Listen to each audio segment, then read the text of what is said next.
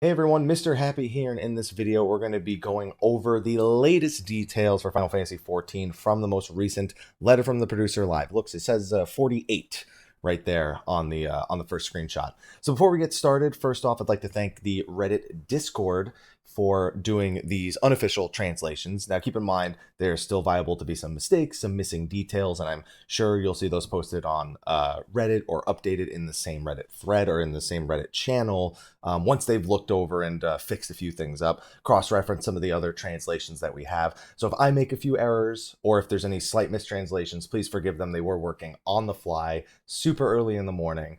I appreciate you, Aluna Minori. Shinitan also threw in a few translations there. Then I for taking the screenshots. So thank you to everyone over on the Reddit Discord who helped contribute to this unofficial translation and compilation of screenshots overall. That being said, let's get into it. Oh, and by the way, if you want to actually go here, I'll include a link to the Final Fantasy XIV Reddit Discord, and it is the translations and live letter, live content channel on the Discord. So you can read all of it there as well.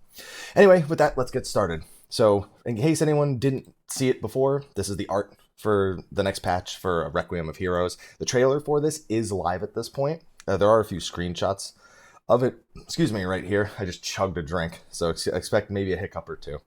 But we'll actually be doing a separate trailer analysis video. So we'll just take a quick peek through some of these screenshots. There's Requiem for Heroes. There's a few other screenshots and GIFs and stuff that I really want to show, but I'll save those for another time.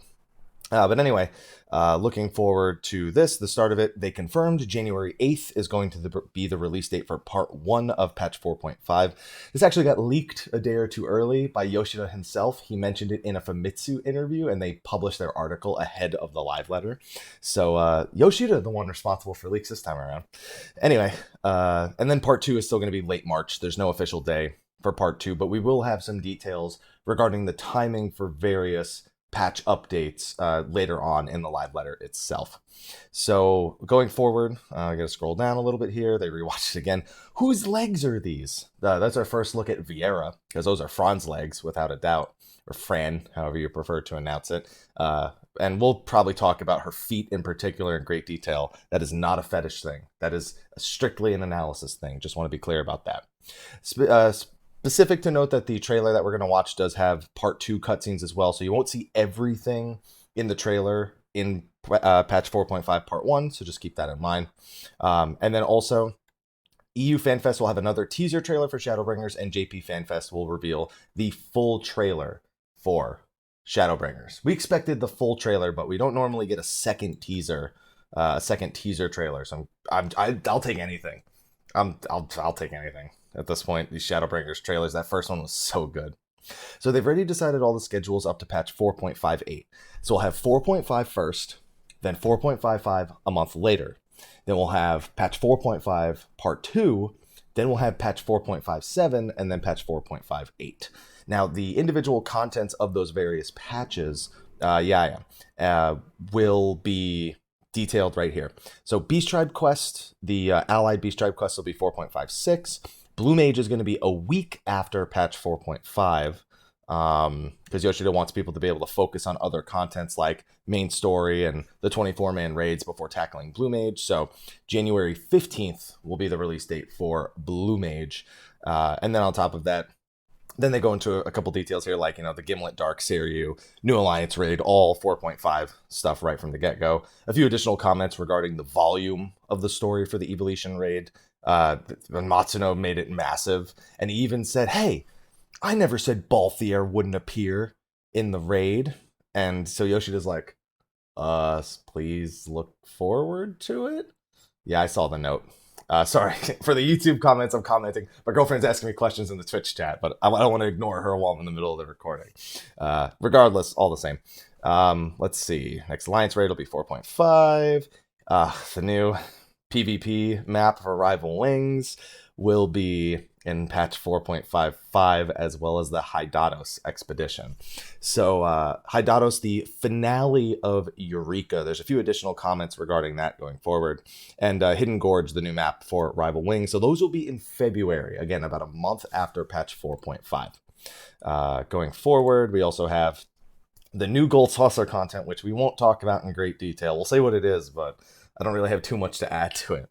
And a new gate, Air Force One, they also demoed that a little bit later on, as well as a new custom delivery client, Ad Karag, who we should already know what he kind of looks like under that, under that mask, based on some of the descriptions that we have of him from other NPCs, but we'll see.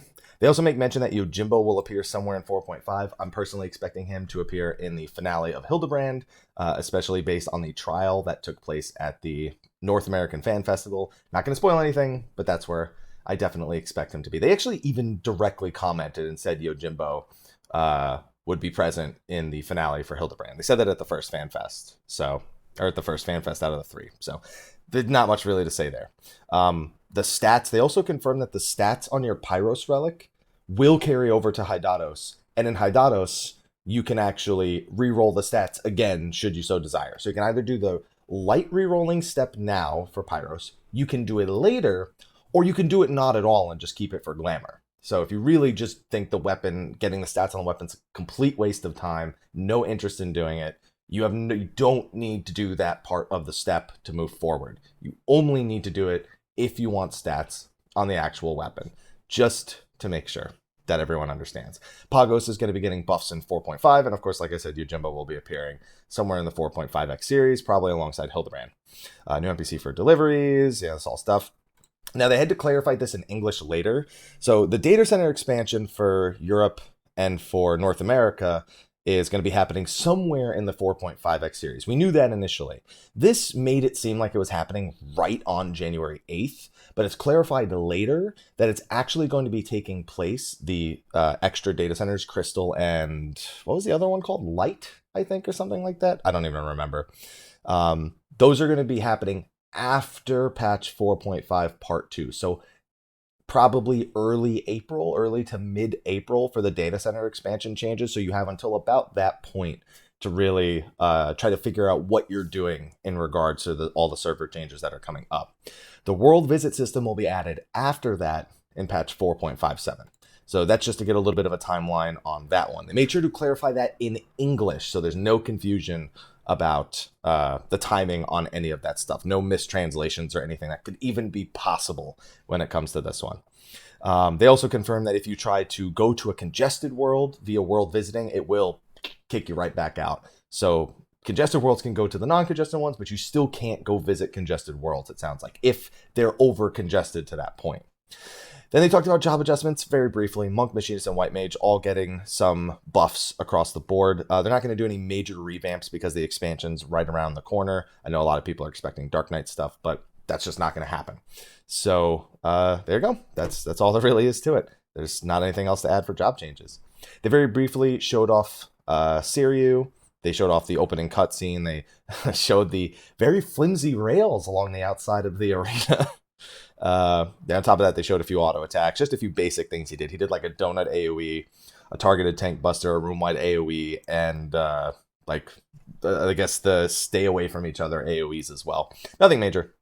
Didn't show us anything too particular. Then they showed off the new content for the Gold Saucer. It is Mahjong. Yeah, it's just Mahjong. Not Blitzball, so I win. But it's Mahjong, which, a popular thing. I didn't expect it to be in the Gold Saucer. Apparently, for a very long time now, a few staff members, like in their spare time when they're not working on the scheduled stuff, they put some time into making this, and so they put it in the game. It was just finished at this point, so they decided to throw it in the game. Definitely wasn't expected, but I think a lot of people will take a bit of solace knowing that it was like, hey, we're working on the stuff we're supposed to be working on, and in our spare time where we're not supposed to be doing anything, we worked on this. So if you're fans of the Yakuza series, you'll probably be a bit more familiar with Mahjong than me. They do have a way of explaining all the rules, and you can see right here, this is to explain everything to make sure you understand how it works. And on top of that, there's going to be NPC challenges. There's going to be ranked play against other players. And we'll see what the longevity of that is. I expect it'll be a lot more popular in the East than in the West. But you never know. I mean, I don't really know the popularity of Mahjong here in the West, especially among people who are playing 14 in particular. But the good news is, free trial players can play Mahjong. So you can, we'll just see a lot of people that I clearly just do the free trial just for Mahjong. Maybe not. Anyway. So yeah, you've got unranked and ranked Mahjong, and then they went through a whole explanation. They said these are some of the easy NPCs. There's going to be different difficulties for the NPCs. There's going to be achievements, obviously tied to it. You can queue into it via the gold saucer. It's based on Doma. Apparently, this is actually a Doman thing, which makes sense considering Doma's origins and where it's rooted compared to like real life. Being Chinese, being very Chinese inspired. So. Not really too much of a surprise to see that. Hingashi, in case you didn't know, Doma, China, Hingashi, Japan. If you hadn't figured that out by now, though, I don't know how to help you. And that was what they did for the first half of the live letter with that one. The Mahjong Tiles also have two types of designs, and you'll be able to choose which one you really want to use. This was just a couple more things that they added from here, and then just clarifying the data center reshuffling that I mentioned earlier, so there's not really much to take from that. Then they showed off the new gate, which again is a rail shooter where you aim at various targets, 1-star, 2-star, and 3-star targets. There's going to be several different courses. Which one you get is going to be randomized. And there's also bomb targets you have to avoid shooting. Every time you shoot one, you lose 20 points.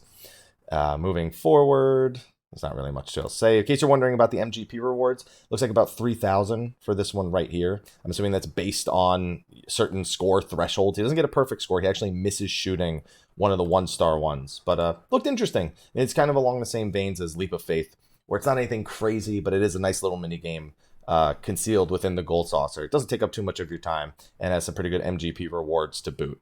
And of course, it has achievements, which people never complain about.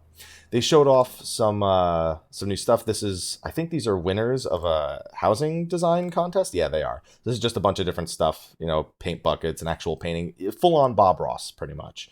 So those are the winners of the designs. Then you also have a Fat Cat couch. These are just things that they're adding. And you have a Tsukiyomi fish tank. Looks like the phase 3 of the arena as a fish tank, which looks pretty cool.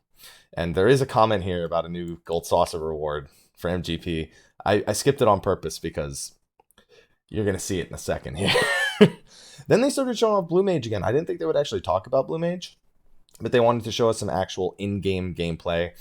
All this stuff is stuff we already knew. They just showed us interacting with it in the game. They did give us a few more details, though. They showed off a few different pages of the book. They highlighted a few different objectives that you can aim for. Some, maybe you have to go to Brayflox hard mode for one thing. Maybe you have to go to, Eastern Lenosha for another one.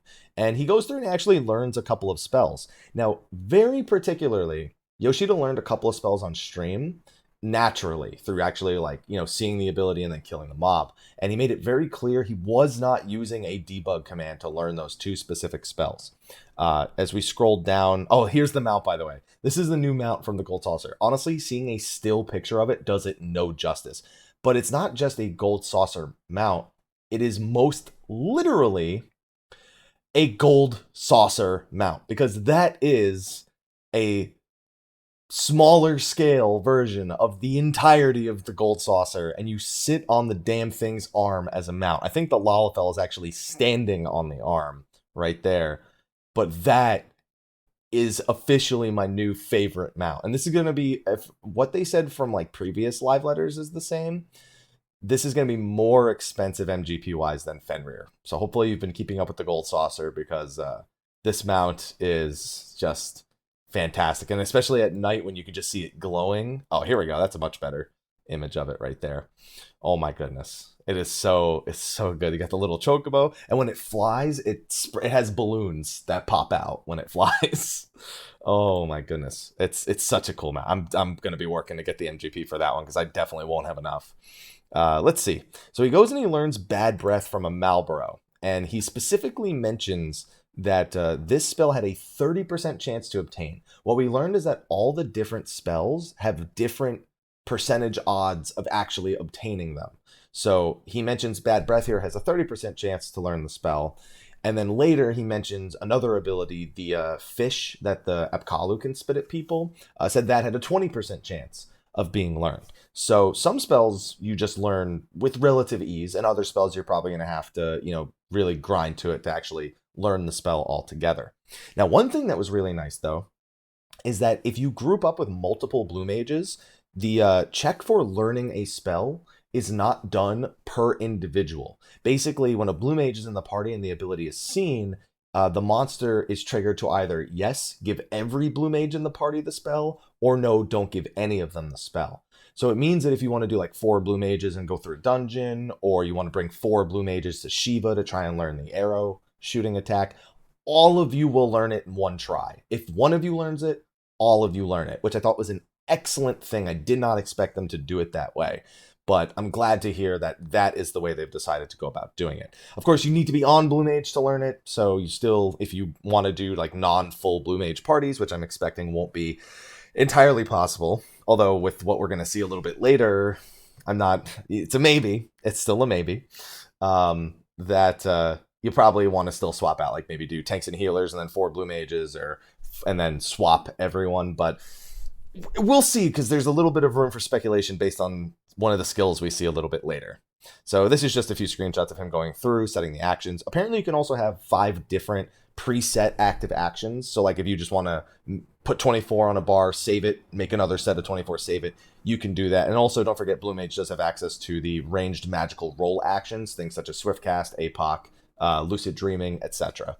So going for that, going through, we see Bad Breath and we see what its actual effect is. We don't have to take these numbers as final because it is being done on a test server, but Bad Breath inflicts poison, a 10 potency per tick poison, 10% damage dealt down for a short time, and then a 40% heavy, slow, blind, and paralysis, and it also acts as a silence. It is a 1.96 second cast time based on his actual spell speed, and so that's just giving you an idea of what that spell in particular is going to be like.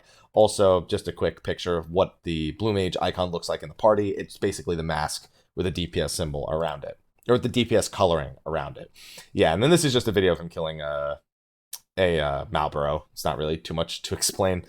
Here's just a quick image of him riding the QB mount, which is gotten from collecting all of the doggos from the various trials, the extreme mode trials throughout all of Stormblood, and also uses the Stormblood title screen BGM, so that's pretty cool. Although I don't think the Gold Saucer one had unique BGM. That's kind of disappointing. It should really have the Gold Saucer theme as its BGM. Then he learns another action. He learns the fish spitting attack, which is basically an instant cast silence. It only does 10 potency worth of damage, but it's instant cast and does silence the enemy, so it's more like an interrupt skill. Flying Sardine.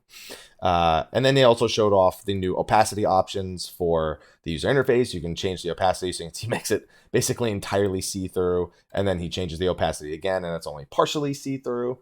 And that's about it. And then going forward, he just shows Water Cannon, which is the most basic ability that you learn.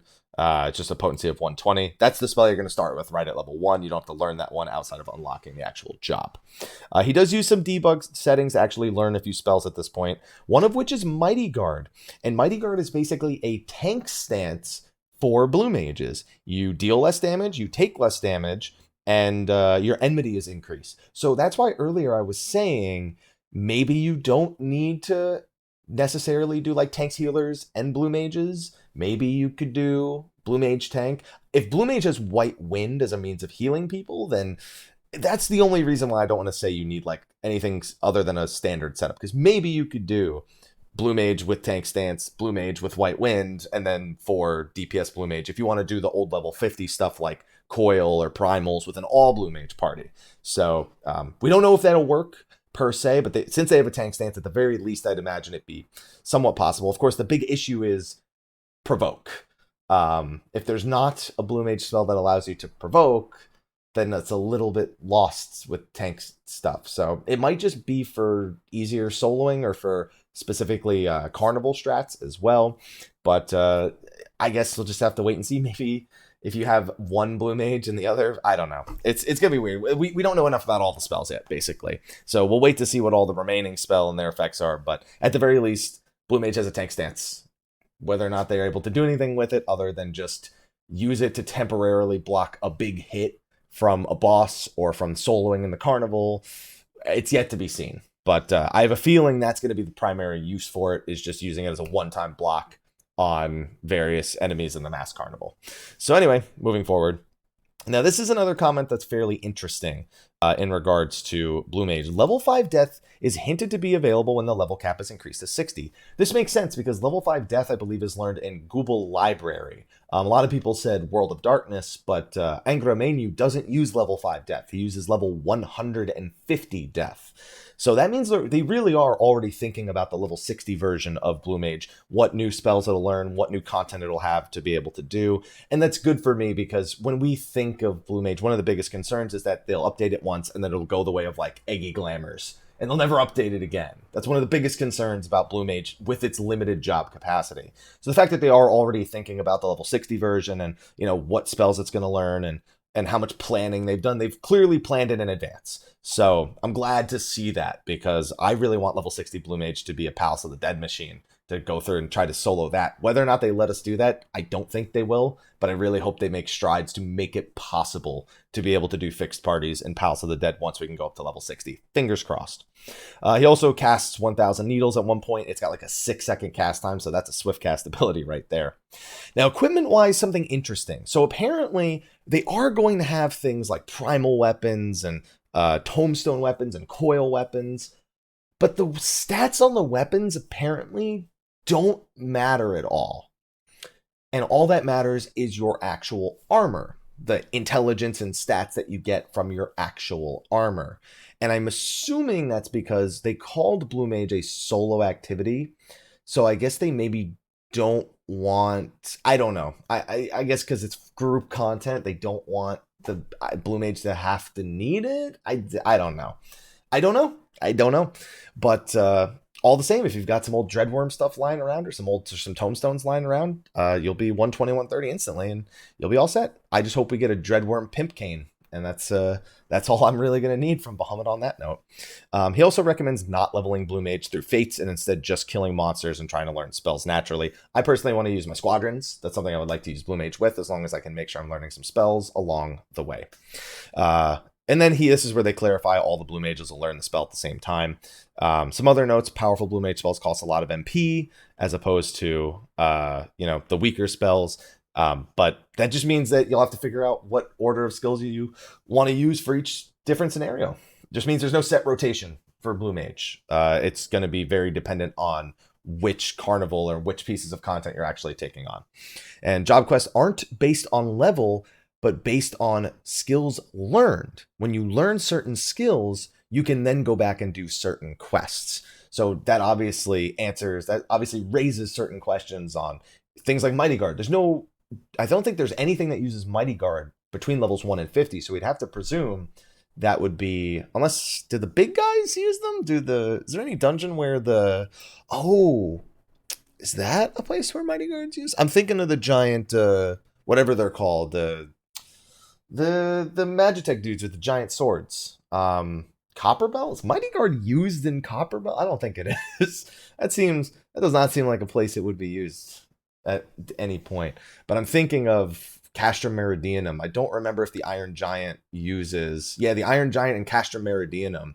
I don't remember if that was called Mighty Guard or not. But either way, I'm just thinking there's probably certain abilities that you don't learn from enemies and you learn from the quests. So I really can't remember if Mighty Guard's used by any of those things. But regardless, getting a little bit off track. There are going to be job quests to learn about the lore and the story and all that stuff.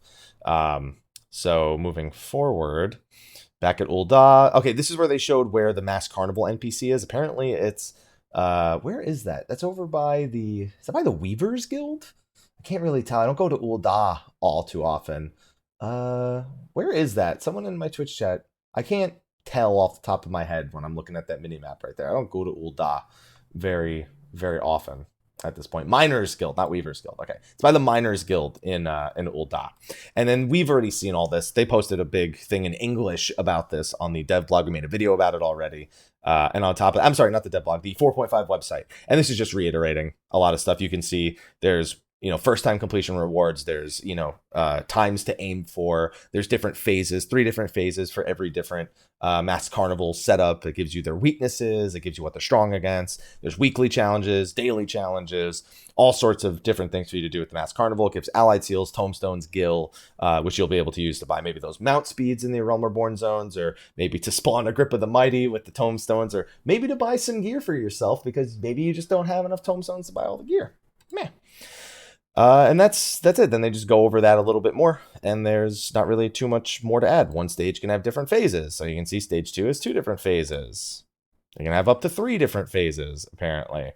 And yeah, I mean, there's not really much more to add to this. There aren't any mount gear rewards for clearing all of the Masked Carnival challenges yet, because they want people to try out the job first instead of making it seem like a mandatory thing to do. Later on, after a lot of people have experienced it, they're going to add harder challenges as well as mount and gear rewards. So for anyone wondering, I don't need allied seals, I don't need tomestones, I don't need guild, there will be more rewards later on. This is the introduction of it, so they didn't want to put anything major behind it while people learned the initial implementation for the actual limited job itself. So if you invested it now, there will be stuff that you may want later down the line. So waiting to see what they are, but we don't know yet. They also showed off the Cactuar mount flying, as you can see, with all the different balloons. It is fantastic. What is it, a Moogle, a fat cat, and with the, I can't really tell because it's not a super clear image what the last one is, but all the same. And then they showed off some changes to G-pose, being able to change which emote you're using in the actual G-pose, being able to apply wet mode to everyone in your field of imp. There you go. Everyone in your field of vision. So a bunch of new options for G-pose. The emote option, from what I saw, people are really going to be looking forward to, because apparently you can't change that right now in G-pose, but that's going to be something people are looking to use a lot.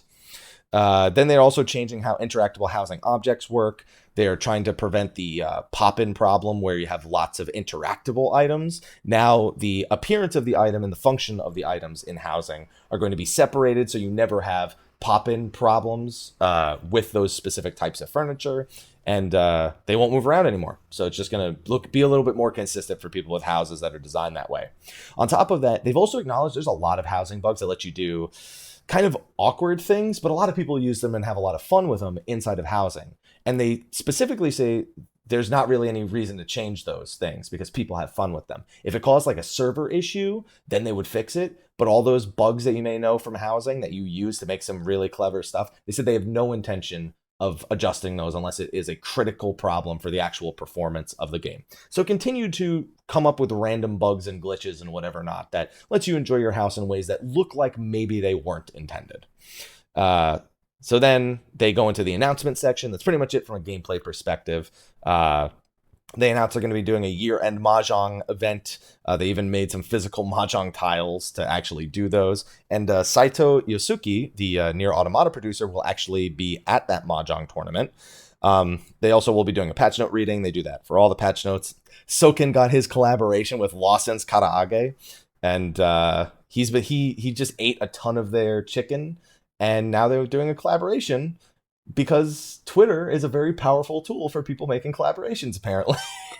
He was so happy. And when he saw this on the screen during the live letter, he just started clapping from behind his sound setup, and then he jumped up onto the screen, and he's like, look at it. Look at it. There you go. See, look. He's like, oh, look at it. Hez Kezel, who usually does the images on the Reddit Discord, he made a little emote of Soken's he's very enthused about that chicken. He really wants that chicken, and he needs to have that chicken. You can see it on his face. So, yeah. Now, this I didn't expect. Apparently, Final Fantasy XIV is going to be teaming up with I don't know if it's DoZero. It's probably Dex Zero, to do Final Fantasy XIV themed weddings in Japan. They're going to be doing a demo on Valentine's Day, but this is a real package that people can actually get for their weddings. They're real weddings. It's real life eternal bonding in Final Fantasy XIV, and I did not expect that, but enjoy yourselves. That's it. Enjoy yourself. I can't even imagine what that full wedding looks like outside of the Aura horns in the wedding dress right there. That's the closest I've seen. That's the thing I see right now. I don't know how the rest of the wedding's gonna look. I kind of want to know, but it's gonna be crazy. All right, it's gonna be crazy. All right. They're also going to be doing a piano collection for the music in Final Fantasy XIV. It's a 2-disc arrangement with some brand new tracks that were recorded just for the album, but it also has stuff from Astro's Umbral and Duality. On top of that, they're going to be releasing the Chronicles of Light as a novelization of the Tales of the Calamity, the Tales of the Dragon Song War, and the Tales from the Storm. Those have been available on the anniversary websites every time they do one for the anniversary of the game. We most recently had Tales from the Storm. I guess we had, did we have 2 sets for, I think we've had 2 sets of Tales from the Storm, because we had the second set just this last year for the 5th anniversary. They are going to be adding 4 additional Tales, one for Xenos, one for Tataru, one for Hien, and one for Gosetsu. This will be available in Japan on sale Saturday, March 9th, but it will also be available in North America and Europe starting Saturday, March 23rd. So it's not something that will be excluded via region. There's also the Primals Zeptor Blu-ray, Trial by Shadow. It's going to have a bunch of behind the scenes. It's going to have some of their live performances, and that's going to be available Wednesday, February 6th. The first run of these are also going to have the Oblivion with the gun vocals and the Rise orchestrion roll as well. All right, and then just a few screenshots from Dragon Quest Builders 2, which they do a little plug for right here. It's currently going to be available in Japan on, when is it currently available in Japan? Genre, Sandbox, Platform, Bundle, demo version is currently available. No, it's not available yet, but it will be available sometime soon. And then there will be further details on the NA and EU versions to be announced in the future. And then also they announced a collaboration. So in case you guys didn't know, Chocobo's Mystery Dungeon Everybody is officially slated for March 20th, 2019. At least that's what it says for Japan. But we do know that NA and EU are getting that game as well. It was at, what was it, E3 or something like that in this most recent, or PAX West. It was one of them. I don't know. It was announced at some point this year. I can't remember when. And as such, it is going to be, it's going to include Alpha and a little Omega buddy for the actual game. So if you wanted to know what Alpha and Omega are up to after the end of AlphaScape, that's they're gonna have that. And on top of that, they have a little figure right here with the little Omega sitting on the top of his head right there. Oh, it's Nintendo Direct. You're right. I think it was a Nintendo Direct. So yeah, that's going to be another thing. And the last announcement was Japan's going to have their pre-orders for the merchandise available soon. So that applies to you if you're going to the Japanese Fan Fest, you're playing Japan. So keep that in mind. And then just a few things that have been added since then. This is just a clarification of the schedule I went through earlier in case there was any confusion. Patch 4.5, Part 1, January 8th, will have the main story quest, the new dungeon, the Gimlet Dark 24-man raid, the conclusion of the Evil East raid series, Seiryu Extreme, an update to existing Rival Wings, but not the new Rival Wings map, which is the Hidden Gorge. The Gold Saucer updates, the new custom deliveries client as well. At 1 week after that, it'll be Blue Mage. Then 4.55 will be 1 month after Part 1, so 1 month after January 8th. That's going to have Hydatos and the Hidden Gorge, the new Rival Wings map. And then on top of that, patch 4.56 Part 2 will be the new MSQ, Hildebrand. Also around that timing, a little bit after, we are expecting the world thing to be happening, the splitting of the servers, the new data center, or the new servers on the data centers. Or no, the new data centers. Yeah, the new data centers overall. It's too early in the morning. The new data centers are happening sometime between this. And then patch 4.57 will have the world visit system, and patch 4.58 we're just assuming is miscellaneous stuff. Specific note, no mention of the Final Fantasy 14 or 15 collaboration, which means the next time we'd have a possibility of hearing about that would be the European Fan Fest. So maybe that's planned for patch 4.58. I'm hoping they would open up AlphaScape before 4.58. If not, that's the latest they would do it. But that's it. Also, patch 4.56 will have the Allied Beast Tribe quest, apparently. That's another clarification down here as well. So that's what we got. Overall, it was a pretty tame live letter. We already knew most of the details going in, so it was mostly about getting the various timings. There's not too much more they could have told us, to be honest, outside of just straight up, spoiling or playing through stuff. So we know what we're getting. They showed a little bit of it off in game, especially with the Gold Saucer. I was really surprised to not see Blitzball, but you know what? I'm very glad to be wrong. Very, very glad to be wrong. So anyway, let me know what you thought about this live letter and some of the details, and keep an eye out for that trailer analysis video that we're going to be doing right after this. It'll be on YouTube about probably like an hour or two after this video itself. But anyway, thank you everyone for watching on YouTube, and thank you Twitch chat for helping me out with certain terminologies or helping me fumble my way through this early morning recording / stream. Be sure to like, favorite, subscribe, and share on the YouTube side of things. Twitch, we're going to do some more recordings. We still got the rest of the day ahead of us. So thank you for watching on the YouTube side, and until next time, take care.